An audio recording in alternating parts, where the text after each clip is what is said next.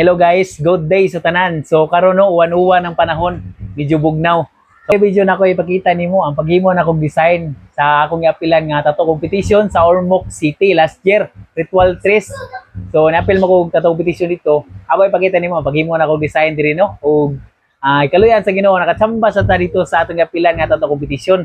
Naka champion ta sa professional black and gray category. O, di ba? Dagan-dagan na nga pila to. Ug nya nakachamba ba ta? Thanks God, okay? So, quick video na ni guys. Ako ipakita nimo ang paghimo na kog design ha. Paghimo nga design nito kay babae man to nga naay murag stick snake, nga naay mga buwak-buwak. So, ako ipakita nimo guys. Let's go. So, ayun, mao ni ang proseso no sa paghimo na tog design no. Nakita ninyo ato nang gidit-edit ng mga design na sa babae. Duha ka na nga babae nga atong gi-mix no. Nya na mga stick snakes, nya na mga buwak-buwak no. Ang gamit na to diay nga apps dia kay high paint nga apps no kay wa man tay kuan.